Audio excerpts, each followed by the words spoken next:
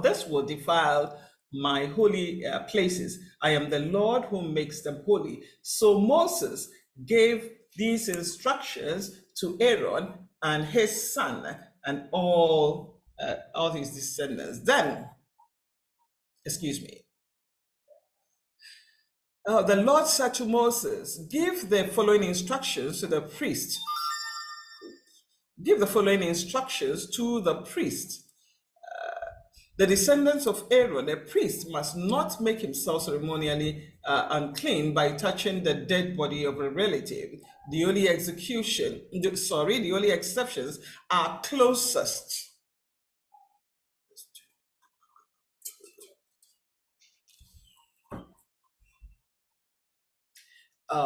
Excuse me. Give them the following.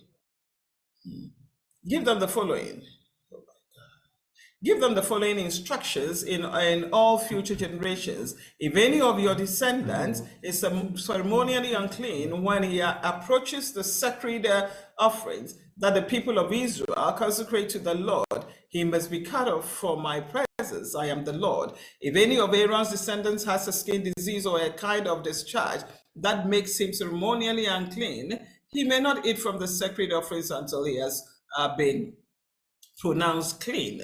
He also becomes unclean by touching a corpse or by having a emission of semen, or by touching a small animal that is unclean, or by touching someone who is ceremonially unclean. For any reason, the man who is defiled in any of these ways will remain unclean until evening. He may not eat from the sacred offerings until he has bathed himself in water. When the sun goes down, he will be ceremonially clean again and may eat from the sacred offerings, for this is his food. He may not eat an animal that has died a natural death or has been torn apart by wild animals, for this will defile him.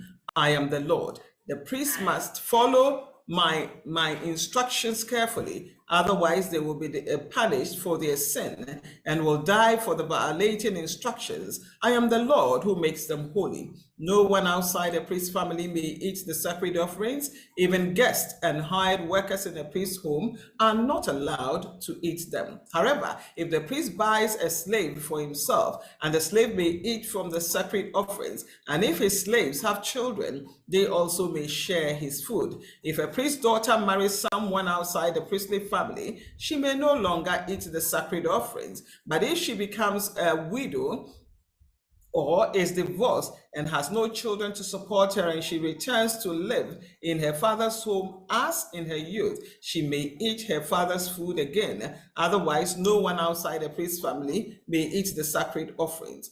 And any such person who eats the sacred offering without realizing it must pay the priest for the amount eaten plus an additional 20%. The priest must not let the Israelites defile the sacred offerings brought to the Lord by allowing unauthorized people to eat them. They would bring guilt among them and require them to pay compensation. I am the Lord who makes them holy. And the Lord said to Moses, give Aaron and his sons and all the Israelites these instructions, who apply both to native Israelites and to the foreigners living among you.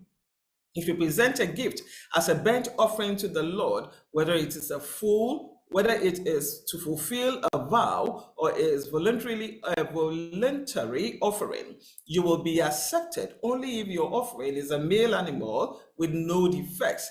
It may be a bull or a ram or a male goat. Do not present an animal with defects, because the Lord will not accept it on your behalf. If you present a peace offering to the Lord from the head or the flock, whether it is to fulfill a vow or is violating offering, you must offer a perfect animal. It may have no defect of any kind. You must not offer an animal that is blind, crippled, or injured, or that has a skin sore, a scar.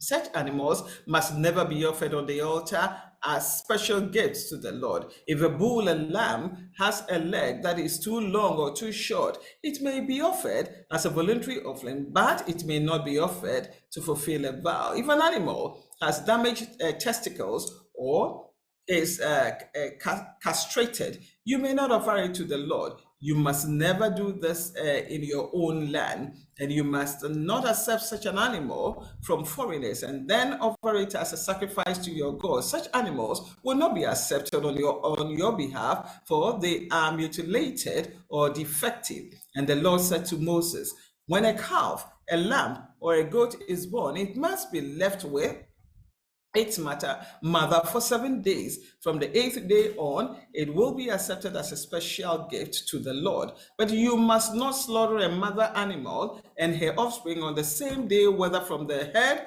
or the flock. When you bring a thanksgiving offering to the Lord, sacrifice properly, so you will be accepted. Eat the entire sacrificial animal on the day it is presented. Do not leave any of it until the next day. I am the Lord your God. You must faithfully keep all my commandments by putting them into practice, for I am the Lord. Do not bring shame on my holy name, for I will display my holiness among the people of Israel. I am the Lord who makes you holy. It was I who rescued you from the land of Egypt, that I might be your God, and I am the Lord.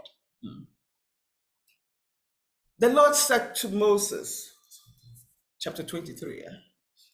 The Lord said to Moses, give the following instructions to the people of Israel. These are the Lord's appointed festivals which you are to proclaim as official days of holy assembly. You have 6 days in each week of your ordinary work, but the 7th day is a Sabbath day of the rest, of Sabbath day of complete rest, an official day for holy assembly. It is the Lord's Sabbath day, and it must be observed wherever you live. In addition to the Sabbath, these are the Lord's appointed festival, the official days for holy assembly that are to be celebrated at their proper times each year.